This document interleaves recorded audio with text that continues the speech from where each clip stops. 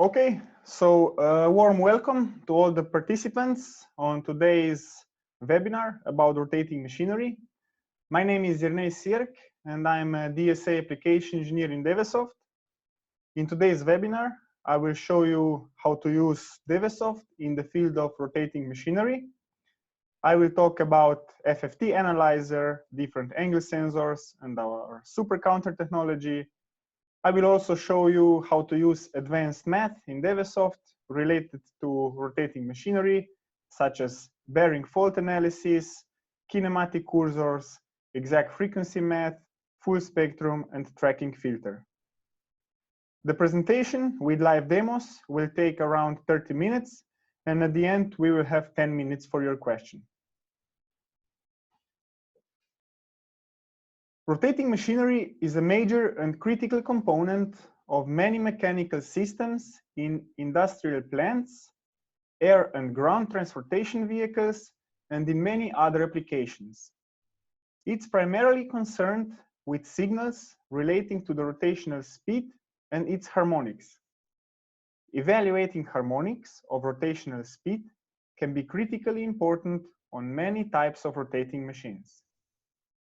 Rotating elements have unique characteristics that can be predicted in both performance and acoustics. For example, the rotating elements exhibit high harmonic oscillations when on the verge of failure. Thus, fault diagnosis is commonly employed as a maintenance methodology for rotating machinery. Dewesoft supports multiple angle sensors. You can use the inductive sensors, optical probes, encoders, gear tools, and so on. Sensors can be connected to dedicated counter input if it's a sensor with digital output, or to analog channel if it's a sensor with analog signal. When measuring the angle, it's important to select the appropriate sensor to do your measurements correctly. So if you take a look at the picture, we can see that encoder offers us the best resolution, and that's why it's also useful for low RPMs, but the mounting is critical. On the other hand, the Tahoe has bad resolution because we only have 1 pulse per revolution, but it's really easy to install. Then we have tape sensor, which is really easy to install, offers us good resolution, and we also get the zero position that is useful for torsion vibration and combustion analysis. When connecting the angle sensor to our counter input, Dewesoft uses Supercounter technology for precise measurements. Dewesoft Supercounter work on 102.4 MHz internal time base, always independent on the current sample rate, in comparison to a standard counter, which only outputs whole numbers like 1, 2, 3, 4, Dewesoft is able to extract the accurate values fully time and amplitude synchronized. This is done by measuring the exact time of the rising catch of the signal with an additional counter. When measuring vibrations, frequency analysis is the base for basically any task. And the FFT Analyzer in Dewesoft has it all: top performance, advanced cursor functions, freely selectable line resolution, flexible averaging, and as well as many other advanced functions for in-depth analysis. I have prepared a quick setup where I simulate with the function generator different frequencies, and with the formula I sum all the signals together. And this signal is then the input into my FFT analyzer. And I can choose what type of output I want from my FFT. I can output the amplitude, or I can output complex. So it will output amplitude, phase, and real and imaginary part. The overall RMS is a RMS value through the whole frequency range. The calculation type can be either block history or overall, like averaged. I can select between standard FFT windows and I can define the resolution. The resolution can be defined in lines, delta frequency, or block duration. The output amplitude type can be peak. I can output RMS, power, power spectral density, or peak to peak. If I have a signal with a DC cutoff, I can easily apply a DC filter. I can also select the overlap to overlay the blocks of calculation to get faster calculations. When I go to measure, my FFT results are displayed on the 2D graph. My axis can be set to linear, can be set to logarithmic, or if I have a microphone, it can be set to sound dB.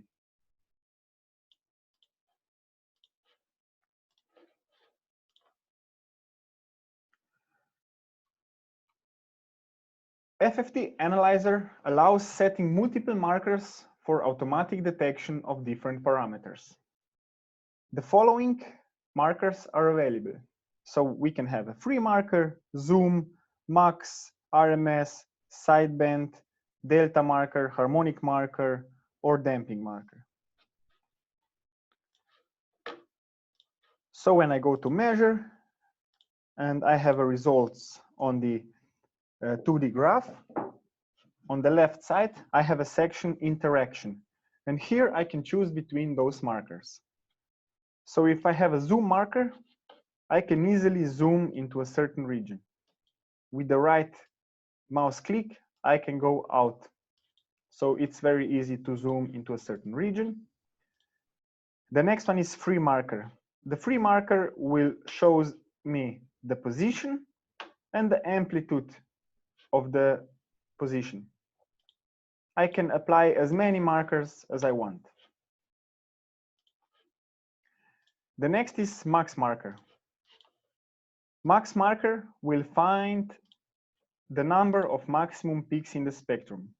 If I select that I want to display only 3 maximum peaks, it will automatically find 3 maximum peaks in the spectrum. Harmonic marker will draw harmonics. I select the fundamental frequency and I select how many harmonics I want to display. When I click OK, it will show me the multipliers of the fundamental frequency. Sideband marker works similar to the harmonic. I define the center frequency, and then I define number of bands and the delta frequency to each side.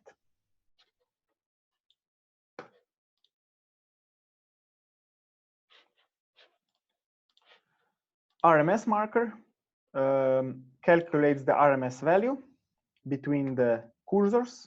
So I can easily define here position between 100 and 300 Hertz. And I can also change the position of these cursors by drag and drop. And you can see that also the RMS value changes. And also the position of the cursor. Damping marker is more used in the modal test because it calculates the damping factor at the min -3 dB point. Delta marker simply calculates the difference between 2 points, between 2 amplitudes.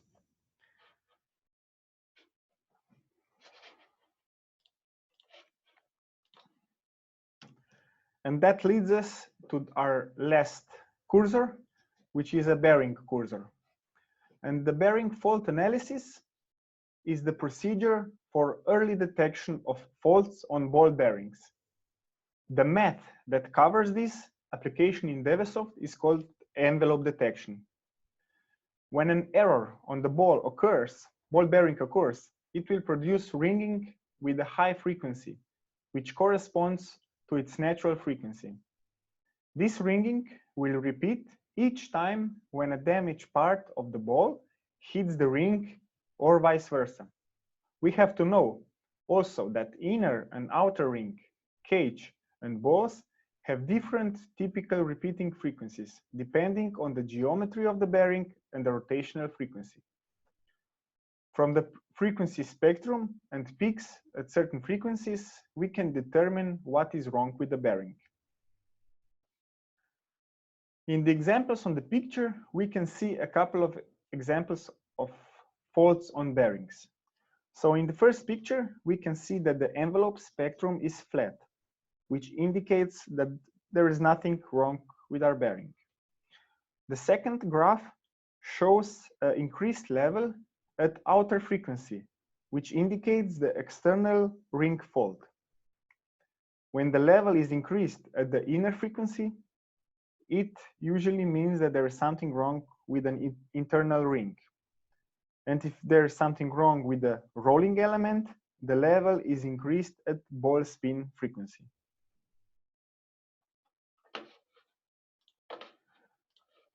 I want to show you a data file.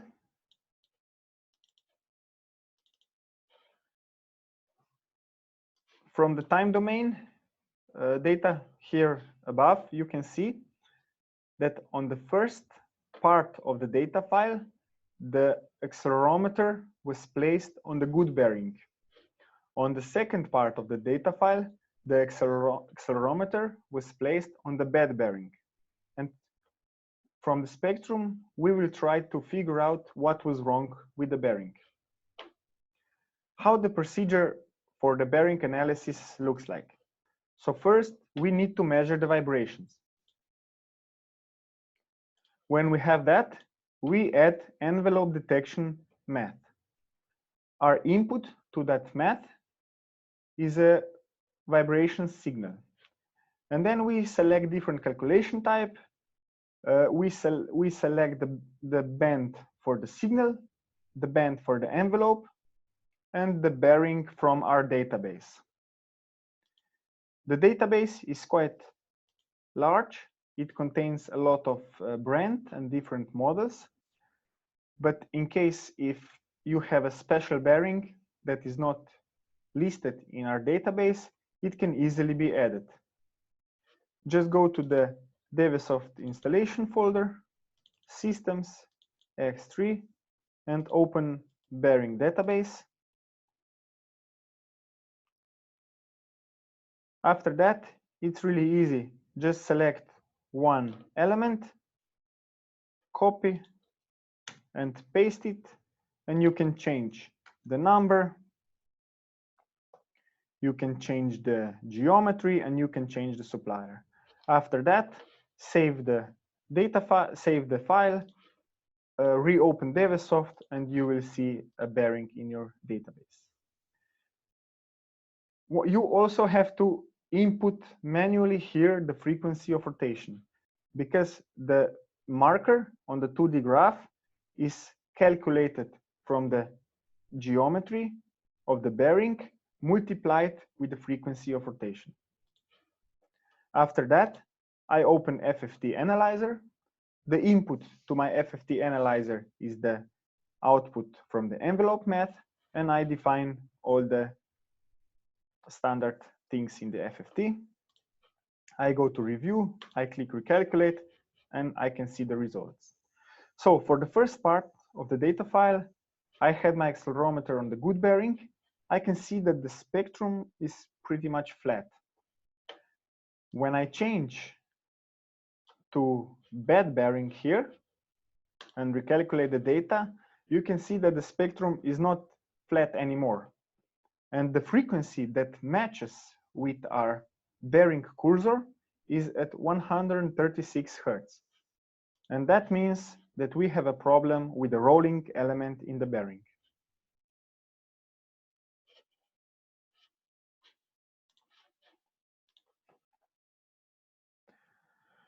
We recently implemented a new function called Kinematic cursor, which is an upgrade of the bearing cursor. The kinematic cursor can be added in special editor, and similar to the bearing cursor, they are displayed on the 2D graph.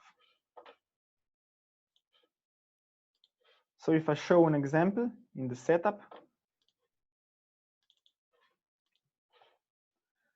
I can find the editor here. So settings, editors, and I have a kinematic cursor. I can import the bearing from my database, or I can add it manually. So it's up to you. When I go to the 2D graph, I can easily apply my bearing cursor on the graph. The advantage of kinematic cursor over bearing cursor is that I can change the frequency of rotation during the measurement.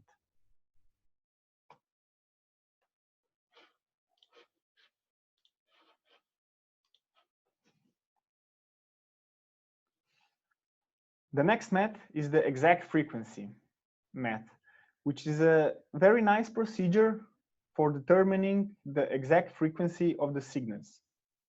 Even with lower sampling rates, which don't allow methods like period measurements, and even with signals with not that clear level crossing, this method will work very nicely. The method is based on finding the best fit to the theoretical sine wave. It can measure millihertz accurate with sampling rates only a few kilohertz and a low block size. The method works best on the signal close to the pure sine wave. It will search and log to the highest harmonic component in the signal. And to demonstrate that, let's open again our setup. And you can see now that my frequency spectrum consists of lots of frequencies, but the highest is at 100 Hertz. I go to math. I will add exact frequency. The input to the exact frequency will be my signal, and I will just leave it like that. You can define here the block size. You can use the amplitude threshold level, and you can also tell your math where to search for that harmonic. So this is also very useful when you know where your first harmonic is and you want to detect it in a special frequency range. So when we go to measure, let's see what the program does. So it calculates the exact frequency at 100 Hertz, which is correct. But what happens when the amplitude of the first harmonic drops? You can see that again it finds the next highest peak, which is at 300 Hertz. And I don't want this to happen. So I need to go back to the math and select track first harmonic. After that, you can see that now, again, it recognizes the first harmonic at 100 Hertz. And even when I go lower, it will still lock on this harmonic, even though it's not the highest one. And if I change my frequency to 70 Hertz, of course, all the frequencies will move, but again, the exact frequency will calculate the correct frequency of the first harmonic.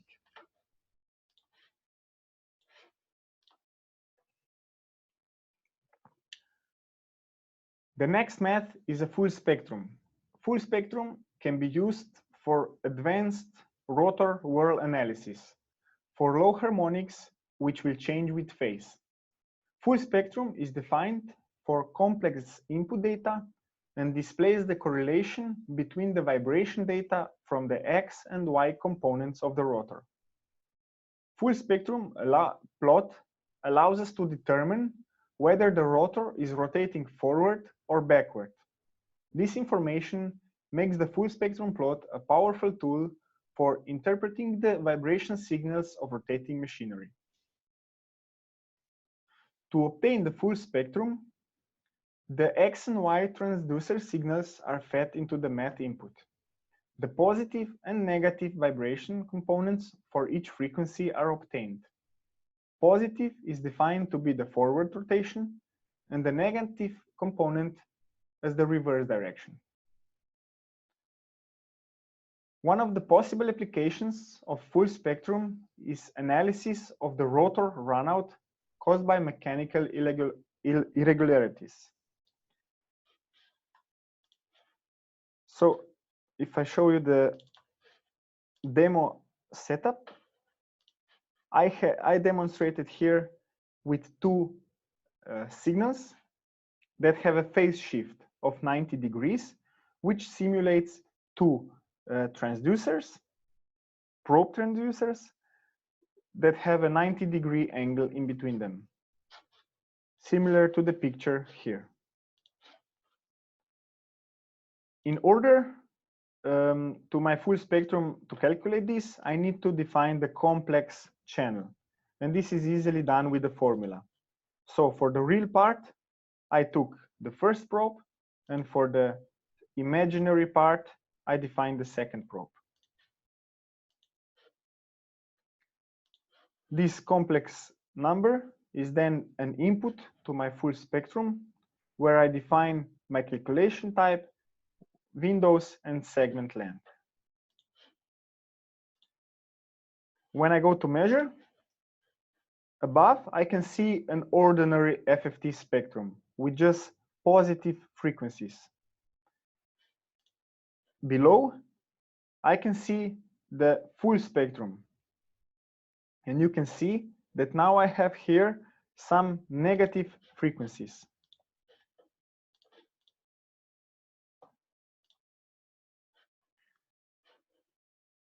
The phase shift between my two probes is 90 degrees, which indicates I have a reverse direction of rotating. When I change this to -90, which will indicate the positive direction of rotating, you will see what happens with my frequency of rotation. The frequency came to the positive side, but we could only see that in the full spectrum and not in the ordinary FFT spectrum. And this is the purpose of the full spectrum math.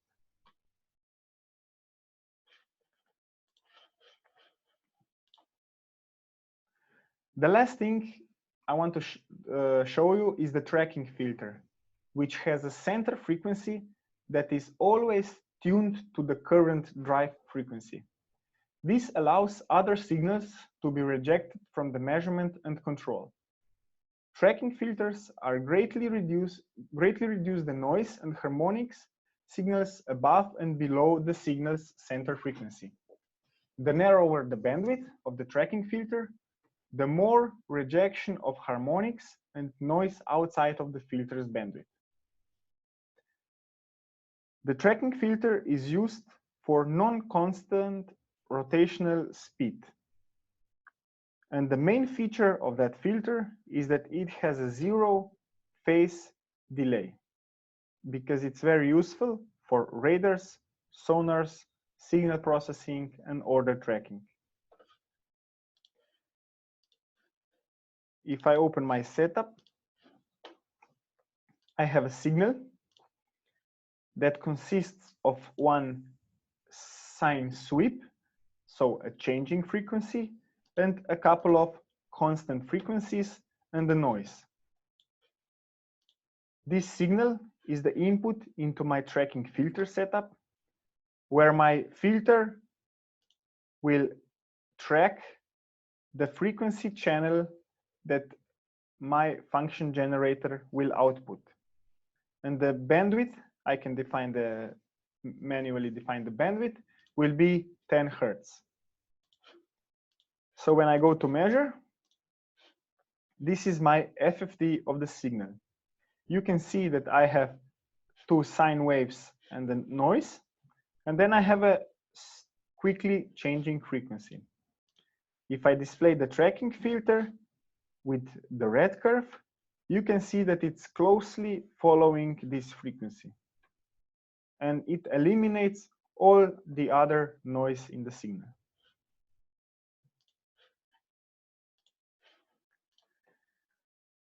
If you have any additional questions about the topics that I just covered, please write an email to my address.